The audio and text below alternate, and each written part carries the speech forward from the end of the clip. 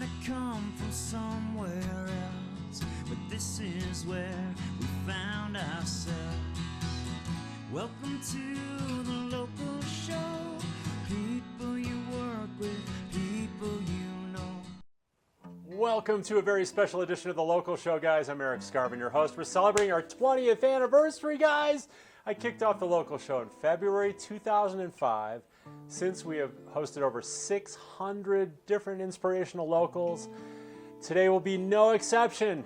I've got a friend back in the house. He's playing a little background music now.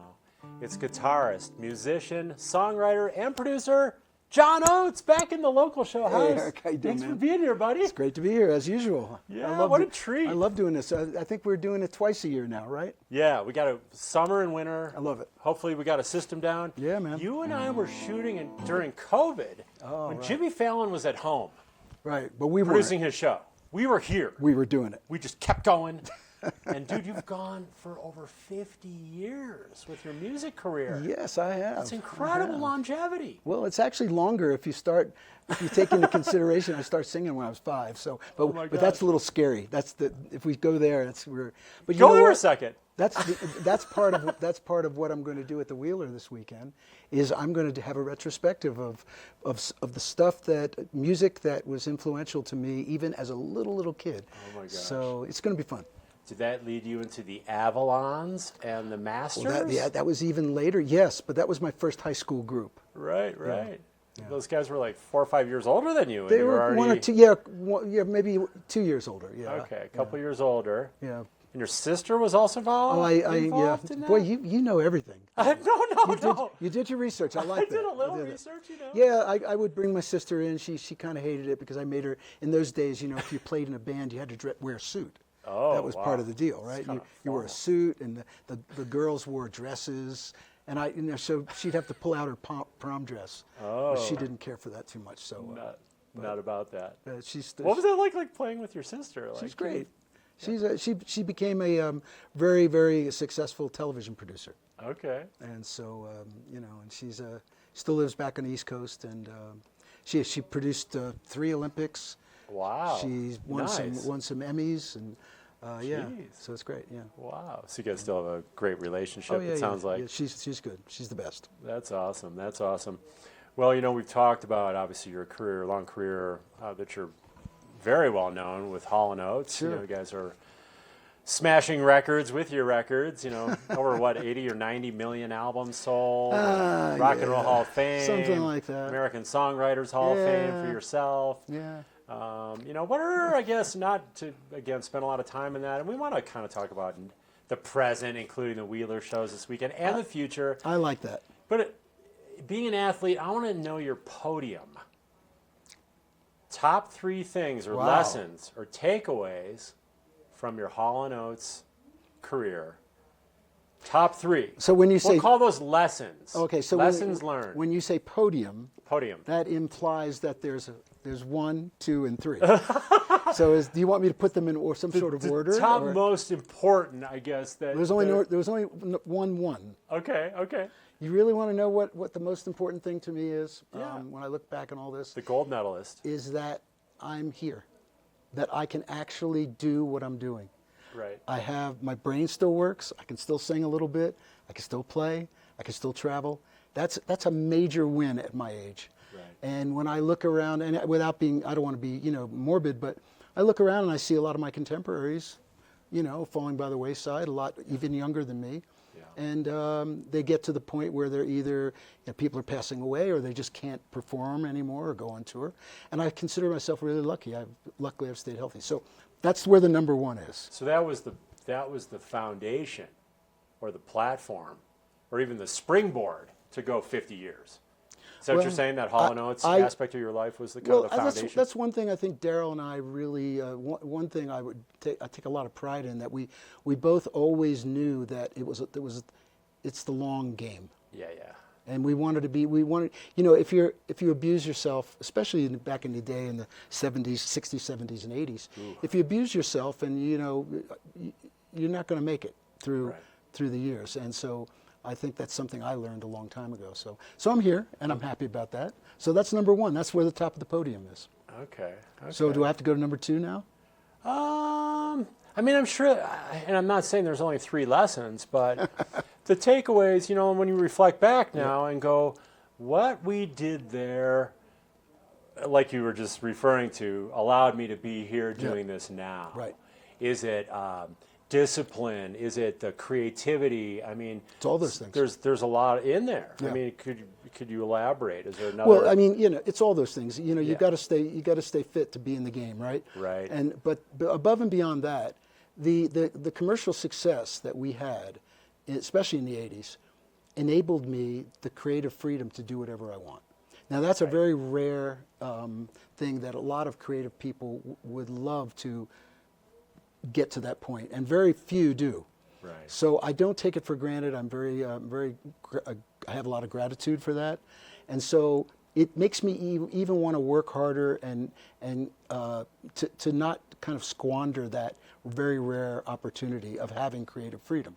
So now I can do things like play an acoustic show, I can go put a band together, I can go travel around the world and perform, or I can stay home.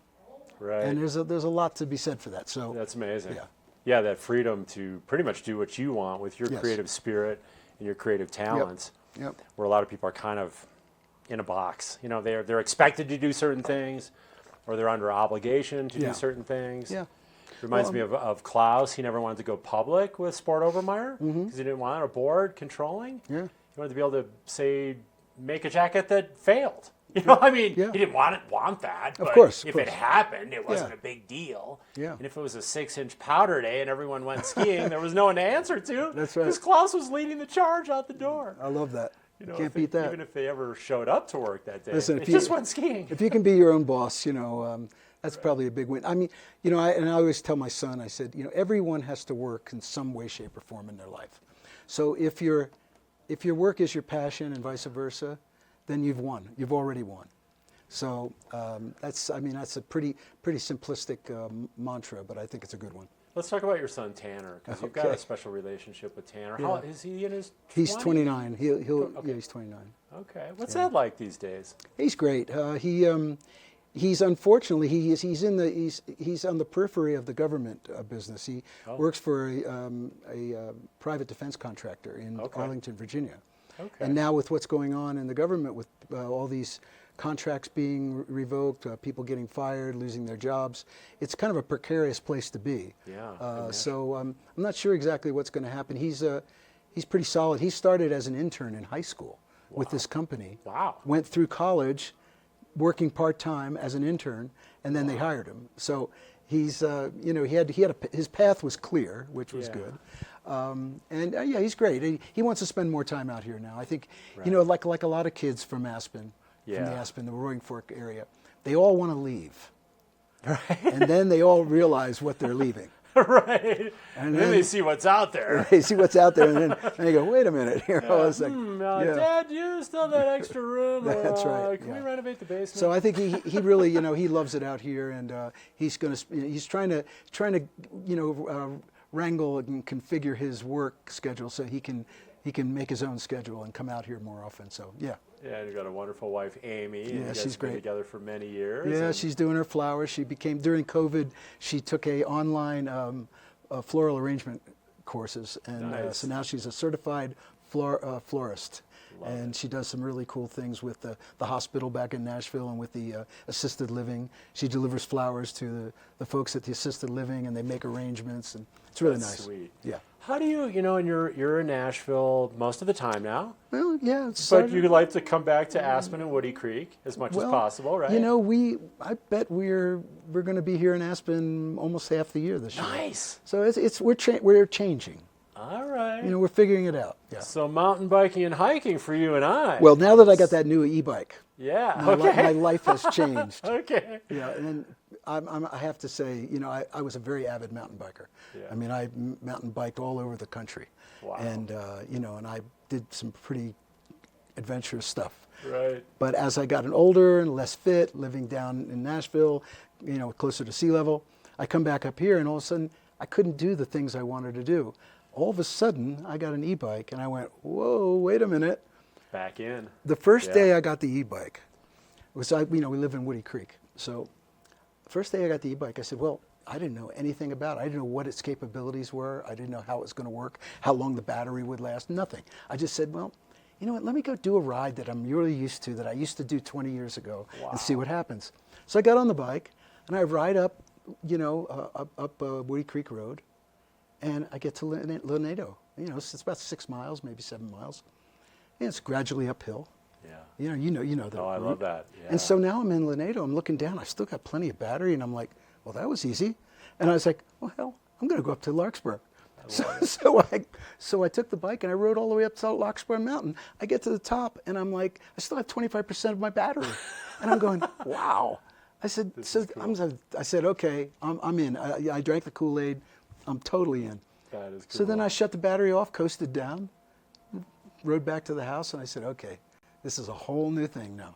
That's awesome. Very cool. Yeah, you're like, let's see what this thing has, and then you're like, this is awesome. This is like back in the game. Well, and it's a whole new world. I still get a great workout. Yeah. But, you can still put in. But I can still enjoy, you know, that what I've always loved about mountain biking. You know, being out there and, you know, kind of.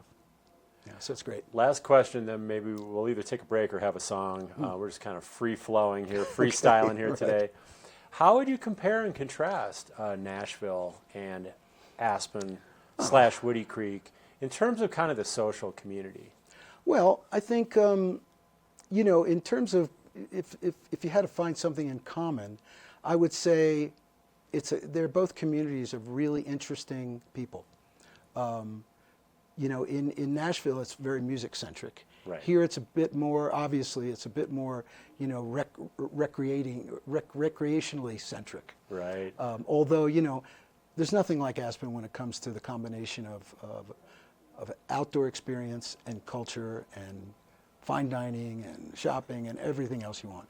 Whereas in Nashville is becoming much more sophisticated because people from all over the world have moved there. Okay. And so the demands of, you know, requires that the restaurants get better and the services get better and, you know, things like that. And Nashville's growing like you can't believe. It's just incredible. Fastest growing city. Do you know about the population? It's over 1 million, but oh, wow. But it's one of the fastest growing cities, if not the fastest growing city in America. So it's getting almost more Aspen in the sense of sophistication. Well, and the sophistication, cosmopolitan. yes, it's becoming much more cosmopolitan, but it's still got the southern vibe, you know. It's still got the rootsy kind of feel. It's got like that southern hospitality thing going on. Yeah, but you know, as more people move in from other places, it's, you know, but it's nice, it's friendly, and the music community is the best. Yeah, yeah. Aspen's got that special blend, you know, like you say, that's really the key of Aspen is in its desirability. You've got world-class recreation, the resort aspect, world-class music and entertainment, which you will represent this weekend at the Wheeler. Yeah. We got Jerry Seinfeld coming mid-March for Aspen Laugh Fest. That's very cool. Go out. My favorite night is a night at Matsuhisa for sushi, which is Nobu from New York, and going to the Belly Up, ranked in the top 20 clubs in the country. Not bad, I mean, after maybe a day of skiing powder or snowshoeing or riding mountain bikes. Eric, I mean, how good is that? You're living the dream. That's it. That's right. You know, that's what we all want to do. This is a part of it. In 20 years of this show and being able to showcase guests like yourself and friends, it's been absolutely a treat. So good. It's a blessing. We're going to take a break, hydrate. Sure. Maybe get ready for our first song. All right. You ready? Yeah. Okay. I'm always ready. ready. Guys, we're going to take a quick break. Our only break of the show. We'll be back in 2 minutes. We have to thank sincerely our winter underwriters who make these shows, including our 20th anniversary special, 1 hour with John Oates. We got some live music coming up, guys, so stick around.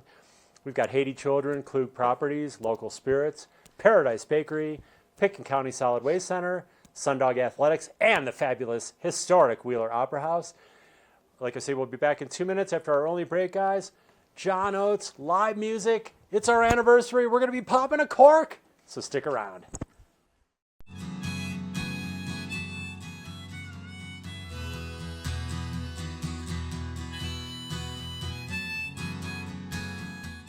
Located in the heart of Aspen, the Wheeler Opera House is rooted in community and recognized globally, presenting live entertainment from comedy and music to dance and theater. Visit WheelerOperaHouse.com for a full schedule of events.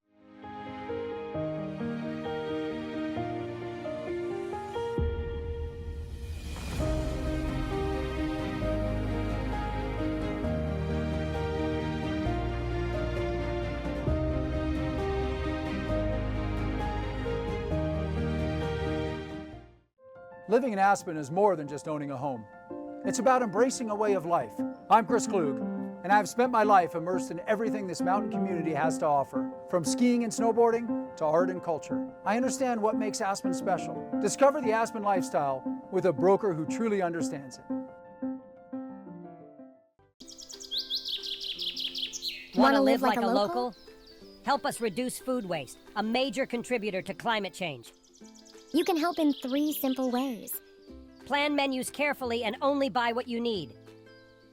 Collect unused scraps for compost. Buy ugly fruits and vegetables. Reduce food waste. Live like a local.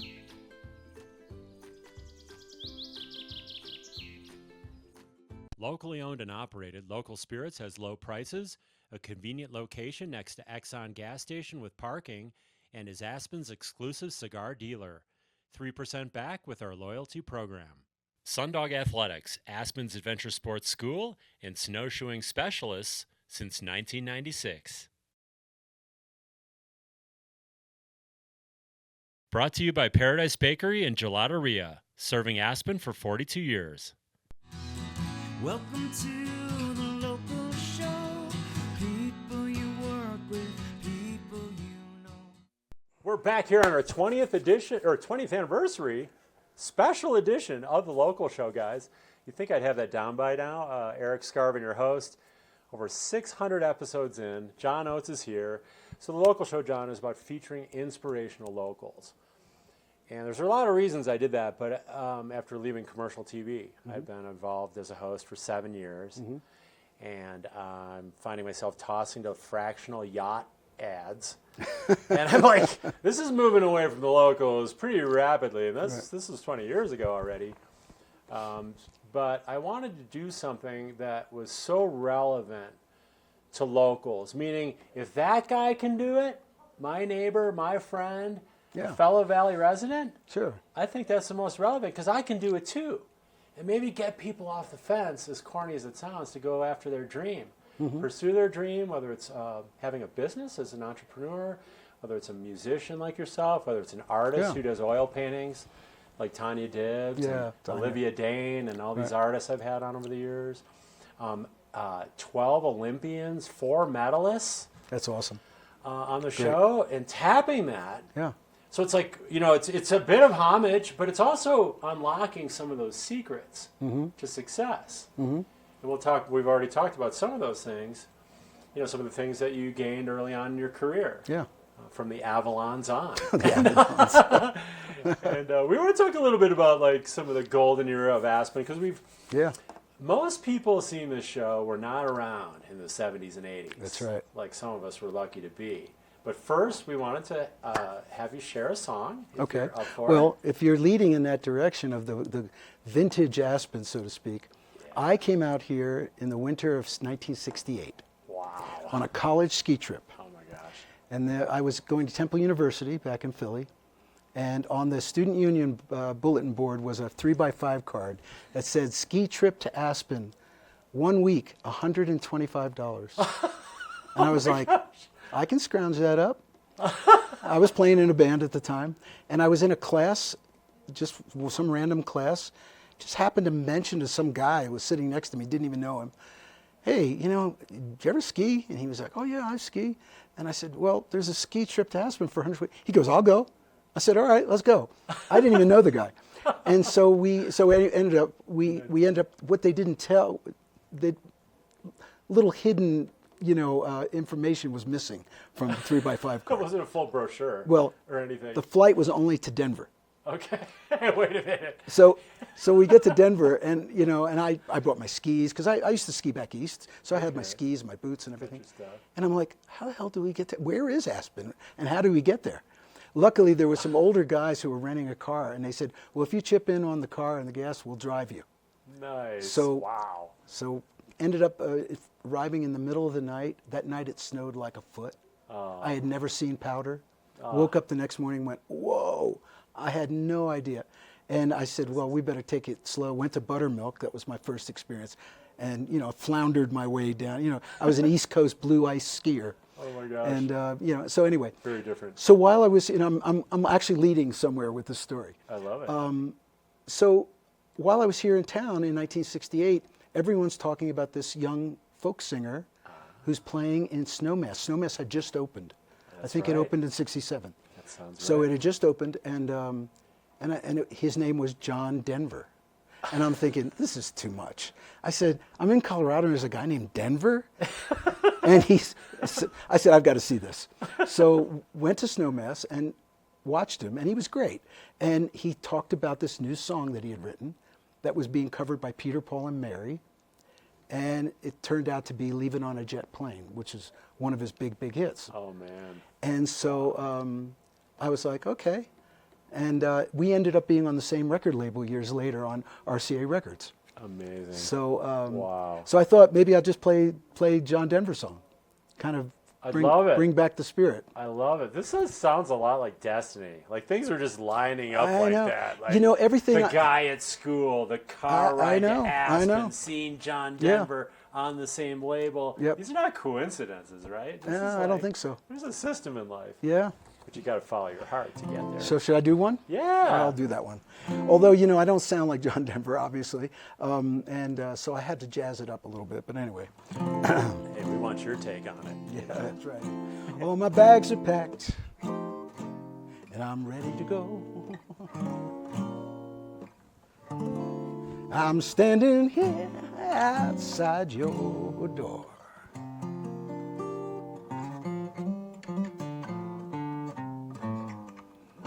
Hate to wake you up to say goodbye. But the dawn is breaking and it's early morning. Taxi's waiting, blowing his horn. Ever I'm so lonesome I could cry. So kiss me, girl, and smile for me. Tell me that you're gonna wait for me. Hold me like you never gonna let me go. 'Cause I'm leaving on a jet plane. Don't know if I'll be coming back again. Oh, baby, girl, I really hate to go. Girl, I really hate to go. Ooh, I really hate to go. It's been so many times I let you down. So many times I played around. Tell you now, it just don't mean a thing. 'Cause every place I go, I think of you. 'Cause every song I sing, no, I sing for you. I'll come back, I'll bring your wedding ring, yeah. So kiss me, girl, and smile for me. Tell me that you're gonna wait for me. Hold me like you're never gonna let me go. Oh, oh. 'Cause I'm leaving on a jet plane. Don't know if I'll be coming back again. Oh, baby, girl, I really hate to go. Girl, I really hate to go. Girl, I really hate to go. Don't you know that I'm leaving? Leaving on a jet plane. Don't know if I'll be coming back again. Girl, I really hate to go.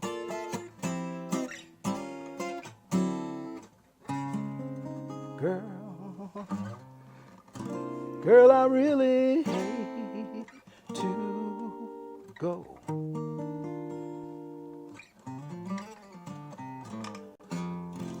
Yeah, I love that. Yeah, Love that. I like your version. good.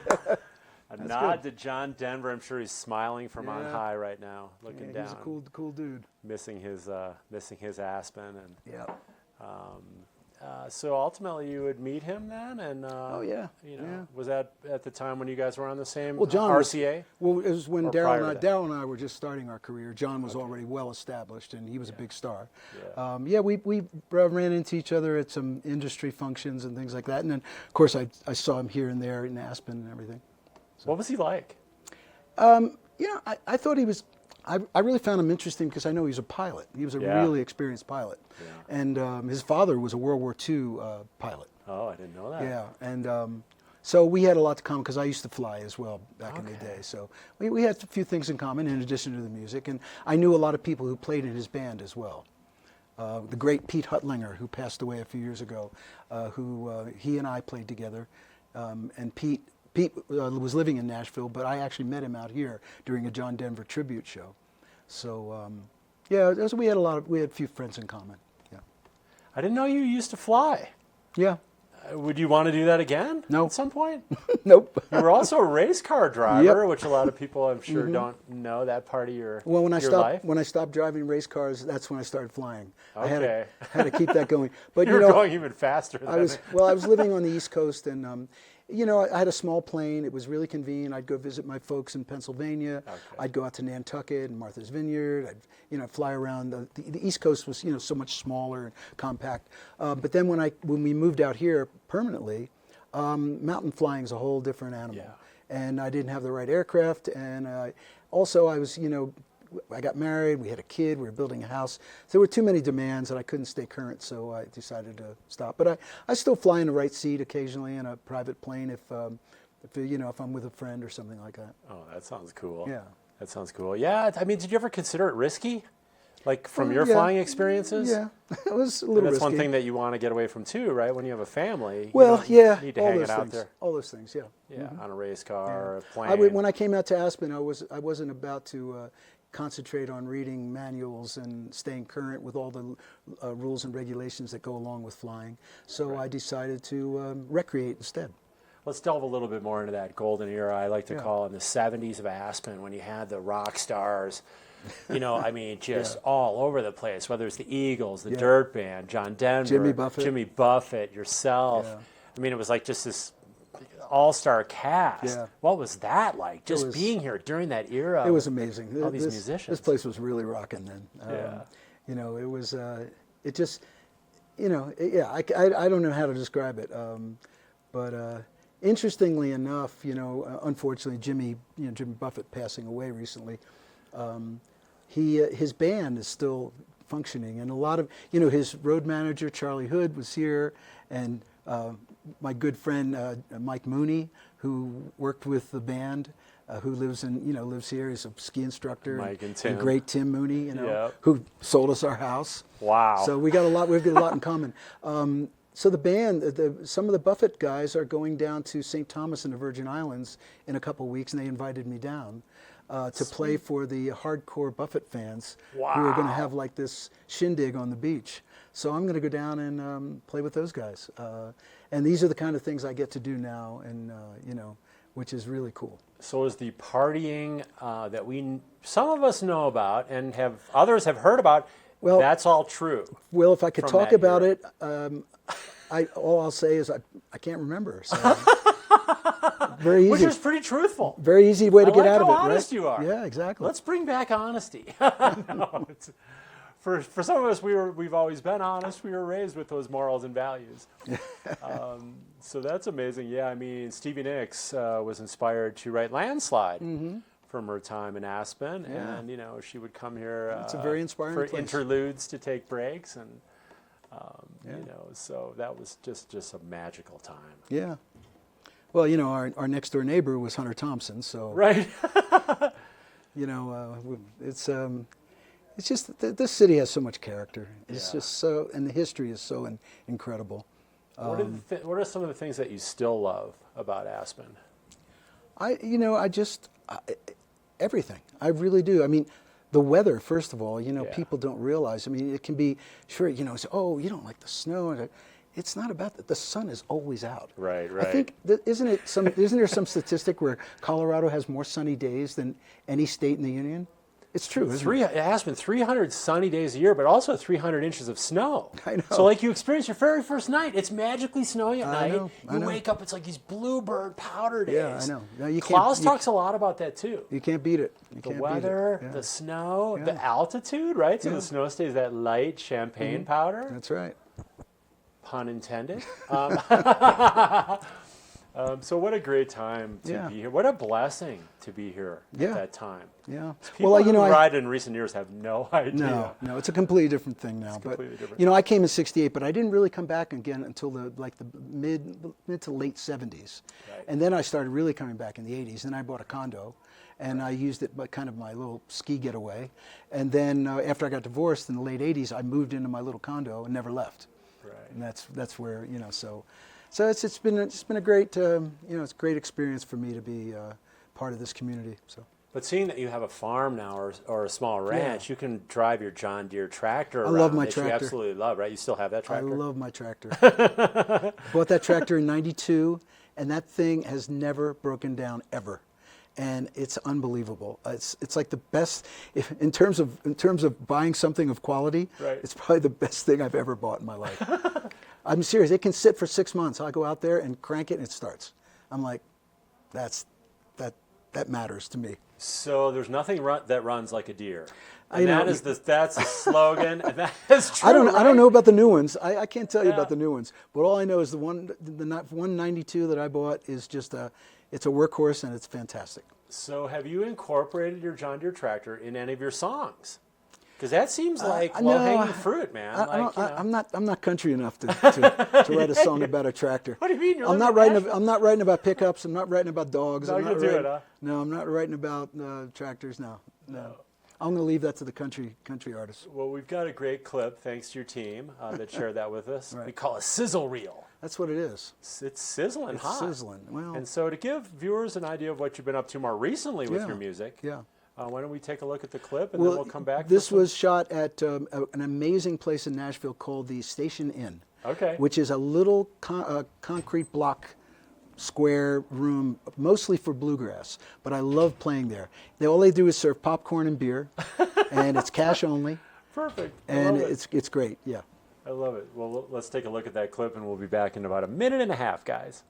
There's a long black train running on the southbound track.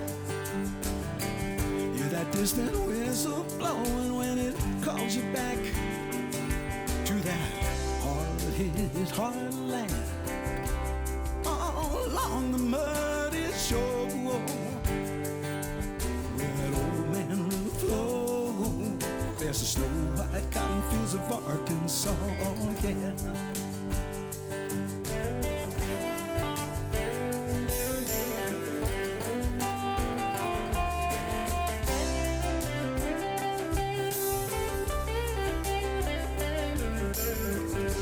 So we got together, and as songwriters do when they get together, you kind of toss around some ideas and figure out what the heck you want to write about. I had no idea what we were going to do. And my wife pulled out her tarot cards, went, pick one. And I pulled a tarot card and it said mending. And I went, that's our song. Open up, said I can hear it in your voice. I can see it in your eyes. I can see it in your eyes. Oh yeah, baby, tell me what needs mending. Baby, I can be the glue. When your shit's broke down and your world's spinning round, baby, I'll be there for you.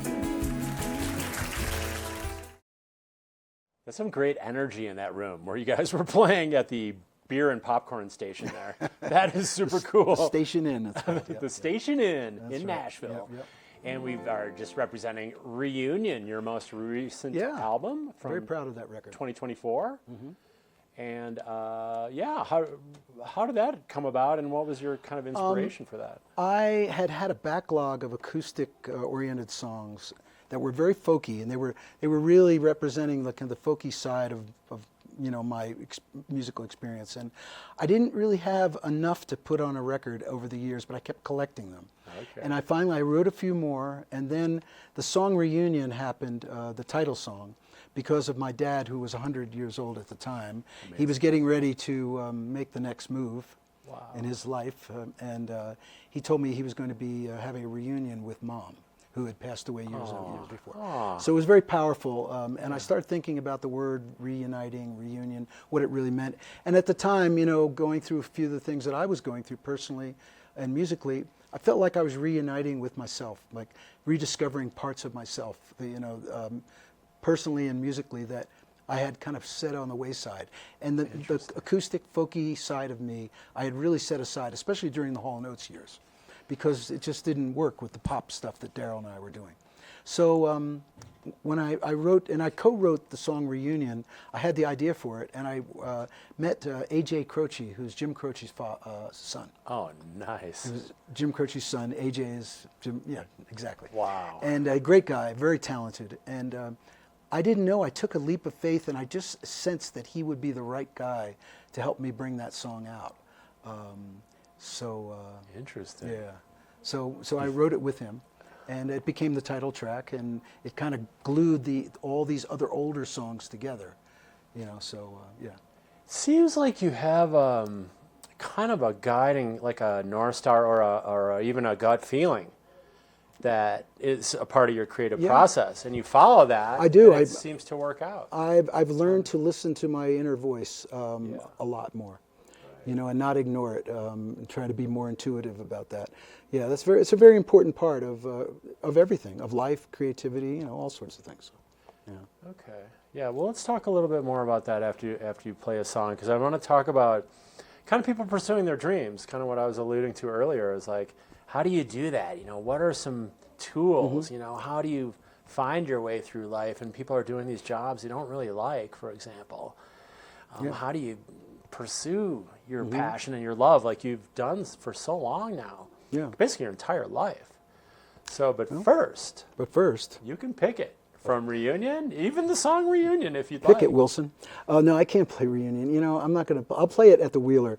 Okay. It's a very powerful, emotional song. Okay. I want to keep this light and fun. Okay. Hey, man. It's totally up to you. I'll play a song that I heard this song for the first time in 1971, and I was in Europe. I had gone to Europe backpacking, busking around for 4 months after I got out of college. And I was in Amsterdam, and I went into his record shop, where in those days you could you'd get a vinyl, LP, put it on the turntable, you put some headphones on, and you could kind of preview it before you bought it. Okay. And I heard this song. It was by a Canadian group called Fraser and DeBolt, and it struck an emotional chord in me. And I had been in Europe for 4 months, and I didn't know what I was going to do. And when I heard that, it sounded like home, and I just said, I got to go back. I got to leave. Wild. And so I always loved that song, and I said, one day I'm going to record it. So I recorded it for this album. Very cool. Yeah, so here we go. Would you like to hear it, sir? I would love to hear that. More 70s action, man. Well, this is a 70s song for sure. Exactly. It's called Dance Hall Girls.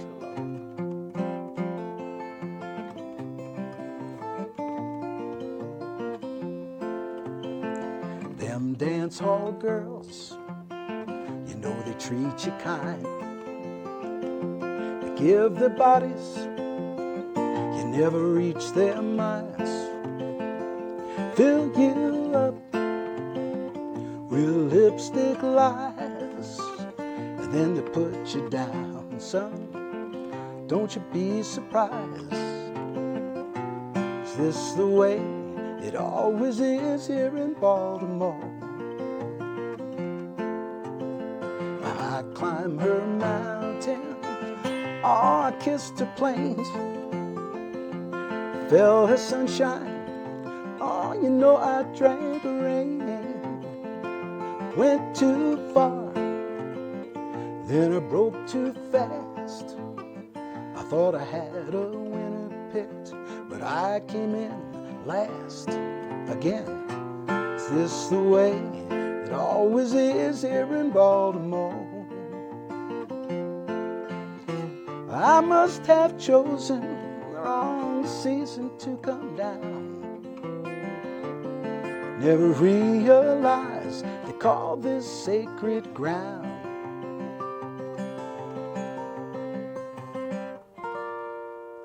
Oh, my sense of time, yeah, it's about a week behind.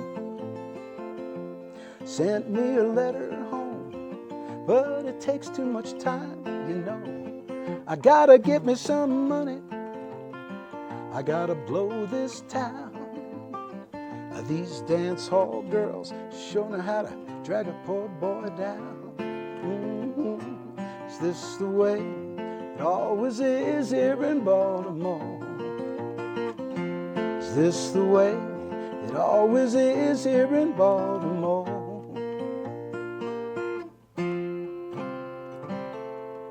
Nice, nice. I love that. It's a sweet song. Dance hall girls. Yeah. They're showing it off. It's a great song. I just always love the song so much, and you know, it's one of those songs I wish I would have had written it, but I didn't. But I just knew there would be a right time for me to record it, and so it's on this album. Right, right. Yeah. What does a day in the life of John Oates look like? I'm sure it's changed through the years from Hall & Oates on up to the present time. But say the present time, like say a typical day. Depends on where I am. Yeah. Am I in Aspen? Am I in Nashville? Am I on the road? On tour somewhere? Let's make it Aspen, since we're Sure. shooting here in Aspen. And well, you know, first Aspen thing I do is look at the weather. I like it. Have my green tea, Yeah. you know, and probably check some emails and, you know, texts and things like that. Make sure there's no emergencies. And then try to figure out what my day's going to be. Am I going to go for a little ski? Nice. Summer, I might go for a hike or a bike ride. And then eventually, at some point, I'll pick up the guitar. And I practice every day. Every day. Yep. And I'm always, or I try to write, you know, or I have an idea. And then, you know, have a dinner, you know, eating one of the many fabulous restaurants here in town, or eat at home, and then my wife and I argue about what we're going to watch on Netflix, and try to figure out, you know, compromise there, and go to bed early and wake up early. How early is early? Like 8 or 9 o'clock? I can be in bed at 8, and I can wake up at 5, Okay. even 4:30. Okay, early to bed and early to rise. I try to sleep until 6. 6 is good for me. Nice. Yeah. Man, I feel like slovenly sleeping until 7. You know, like I'm kind of lazy. I wish I could. But I stay up till probably like 10. Oh yeah, well you're a real night owl. You're a wild dude, huh? Yeah, I don't know how I'm ever going to see a belly up show because it's about time they start exactly. at 10 o'clock. That's true. So you know, that's going to be pretty special to get me out at night. Yep. And I want to go out this weekend. You've got your shows at the Wheeler. Yeah. Friday, February 28th, and Saturday, March 1st. That's right. And can you tell us a little bit about it? Because they're going to be different shows, but they're going to open with local talent. That was your idea. I really want to. Yeah, I spoke to Mike, who's the new director of the Wheeler, and I always like to include the, try to have a local component. And I mentioned it to him, and because I'm an ambassador for Teen Cancer America, which is a great organization for teenage cancer survivors. So I work with a lot of kids who want to be songwriters and want to perform and things like that. And I just thought it might be really cool to have some local kids, and and so they gave me a couple. They sent me some videos, and I picked 2. There's a boy named Tristan who I believe is from Basalt, and he's going to play on Friday night. And then Gracie is an Aspen high school girl, I believe, and so she'll play on Saturday night. And they're great, and it'll be really nice to have them and give them that opportunity to stand on that magical stage, because the Wheeler stage is magical. It really is. And so that'll be fun for them. And then Friday night, I'm doing a show of all my original material. And it's original from all my solo stuff. I have 8 albums out, so I have a lot of solo material. Jeez. And then, of course, some Hall & Oates hits as well. So that's Friday night. Okay. But then on Saturday, I wanted to do something different, and I've never done this before. I wanted to do a show called The Songs That Made Me. And it's more of a retrospective of songs that I liked growing up as a kid, songs that I learned as a little kid, Wow. all the way up from the time, because I sang it in 1950s, I was singing.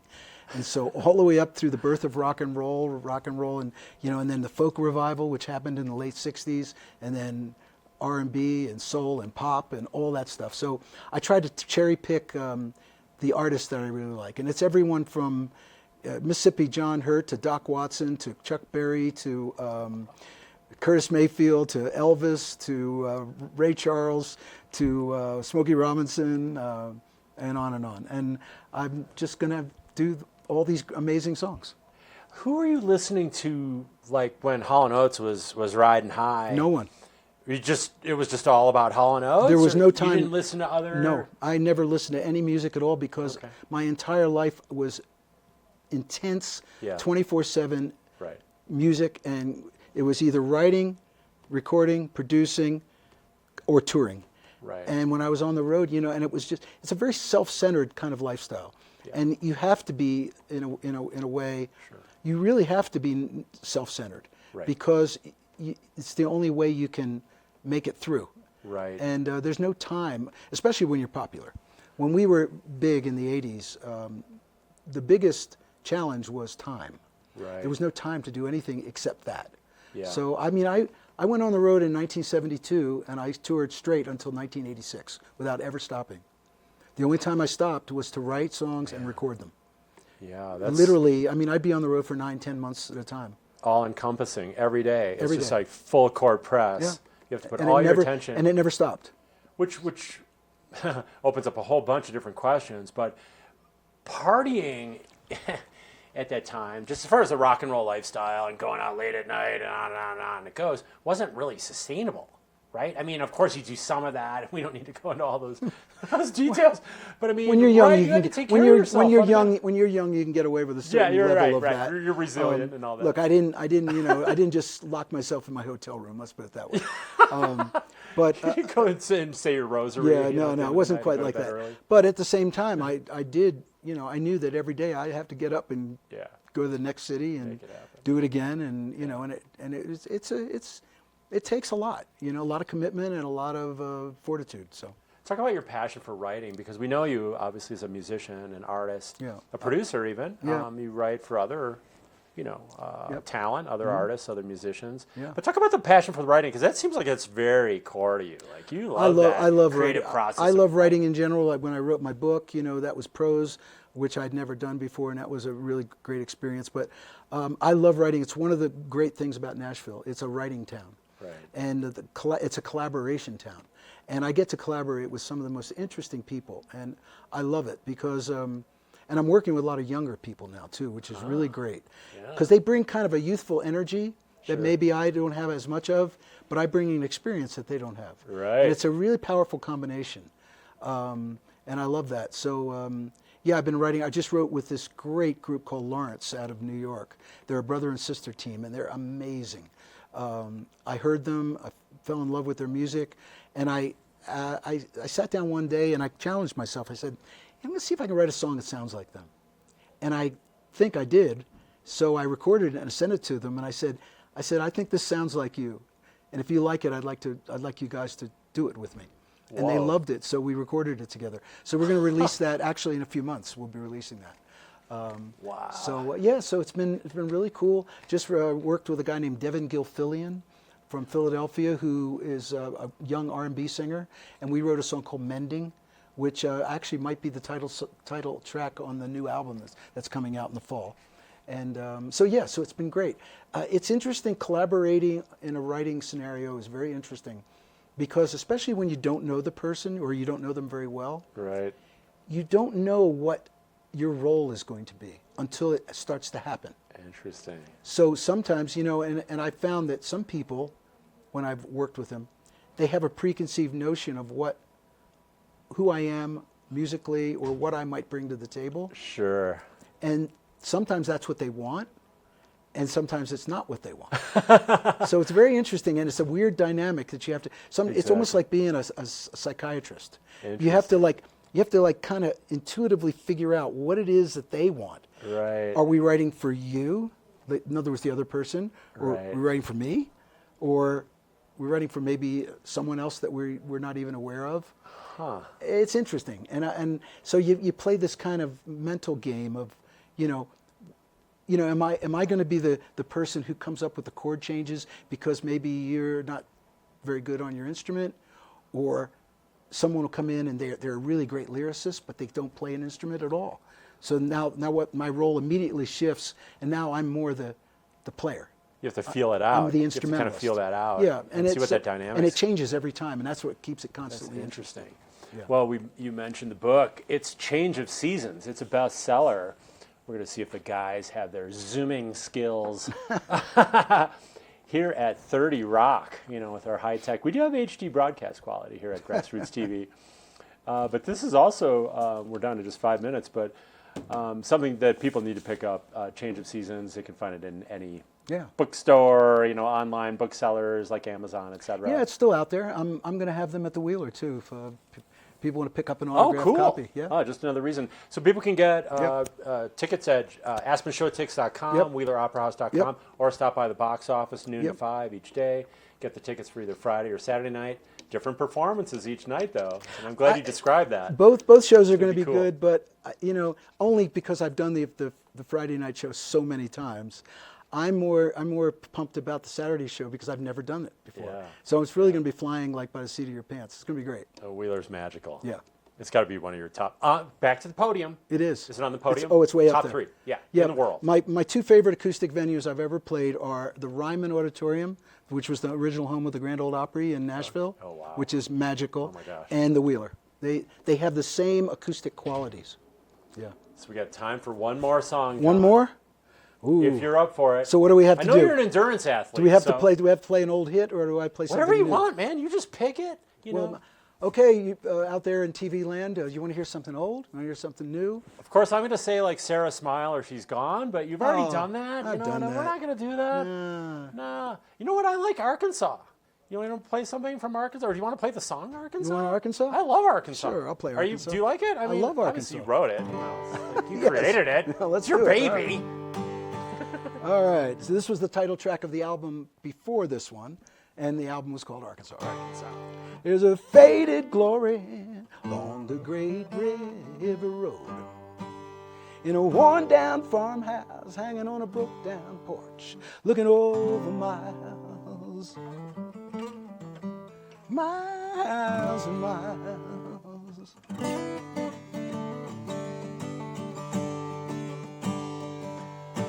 Walk along the levee, silhouetted by a crescent moon. The sun starts rising, hitting 90 for the clock strikes noon. Don't you know, days and nights and dreams drift slowly by. Another Delta dawn brings hope worth waiting on.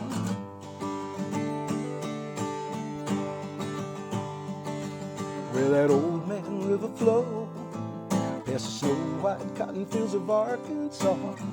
Oh yeah. There's a long black train running on a southbound track. Hear that distant whistle blowing when it calls you back to that hard-hit heartland along the muddy shore, where that old man river flow. There's snow-white cotton fields of Arkansas. Oh yeah. Watch that old man river flow. Watch that old man river flow. There's snow-white cotton fields of Arkansas, yeah, yeah.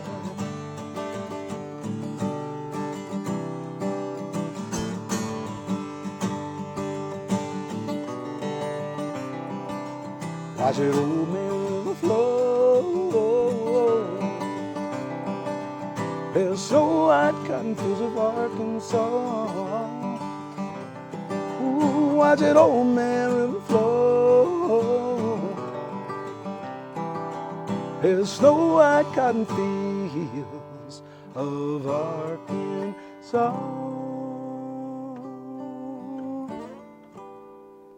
Yeah, man, and I love the video as well. And you're out in that cotton field picking some cotton. Oh, yeah. I'm just hoping that guy's not going to crop dust you. No, he flies over low. Yeah, that was in a place. Don't spray him now. That was in a place called Wilson, Arkansas, about 25 miles northwest of Memphis. Wow. Really cool place. Yeah. Yeah, great song, great album. Hey, I got something to celebrate. Okay, let's do it. Not only our 20th anniversary of the local show, but over 50 years of music, John Oates. You have made a huge impression. Thanks, man. On me, on this world, on the music world. We're going to see if we can pop this safely, see what happens. Okay. Never know what's going to happen on TV. Whoa. Whoa. Non-alcoholic, because I know, we're both trying to be good. And, we can have a little taste of the bubbly without the, losing the motor skills part. Or the next morning part. A little taste when of the I got to be out a little taste of the bubbly without the fuzzy. Yeah, exactly. Right. Okay. Bubbly, good. Fuzzy, not so much. And, buddy, I got a special jersey for you. All right. I founded a nonprofit during COVID. Actually, took it to a 501c3. I love that. But first, we'll toast here. Okay. And, again, I'm just so grateful to have you Cheers, here on man. the Thank you, show. Erik. I appreciate you. Thank you. I appreciate you. Pretty good. Yeah. Pretty light. It's kind of like an Pretty drinkable. apple cidery. Yeah. Yeah. Yeah, But And I can still drive home. You can still drive home. There you go. Can feel good about things, That's an awesome jersey. This is our Pristine Riders jersey that we love give that. out to over 300 in the Roaring Fork Valley for Yeah. anyone who pick up a piece of litter during a bike ride. And we distributed these through Basalt Bike and Ski. Fantastic. I want to present this to you, and here's the Thank you, back with sir. maroon bells and Pristine Riders. I love that. I'm going to carry this forward. I will wear that proudly on my e-bike. Yeah, buddy, I appreciate it. And of course, I've got you cookies as well. Oh yeah, well. And I'm not sure what we're on time here, but closing thoughts for our viewers. I'm just really happy to be back again, back in town and playing this great show. And as soon as I finish the show at the Wheeler, I'm jumping on a plane for Hawaii. Wow. And I'm doing a charity event in Honolulu. Wow. And then meeting the band again in Sacramento and doing a couple shows in California. So life's good. Yeah, and before we go, we got to wrap. But just super quick, some of the causes, because you've been involved in. You had Oates Song Fest. Yep. For Feeding America. Right. You talked about youth with cancer. Yeah, Teen Cancer America is actually a charity organization that was started by Roger Daltrey from The Who. Wow, nice. And they have a bunch of celebrity ambassadors, and I'm one of them. Okay. And it's a great organization. So we meet with the kids. In fact, one of the shows I'm doing in California next week, there's one of the kids is going to open. Oh, the show. that's awesome. So it's really a good feeling thing, and it's important to give back. You know that, and that's I think it's when you get to a certain place in your life and your career, you want to give back. So it's good. That's fantastic. Yeah, that says who you are too. Cheers, John. Thanks, buddy. And looking forward to the shows at the Wheeler this weekend. And thank you guys. Cheers to you for watching us each week on the local show. Located in the heart of Aspen, the Wheeler Opera House is rooted in community and recognized globally, presenting live entertainment from comedy and music to dance and theater. Visit WheelerOperaHouse.com for a full schedule of events.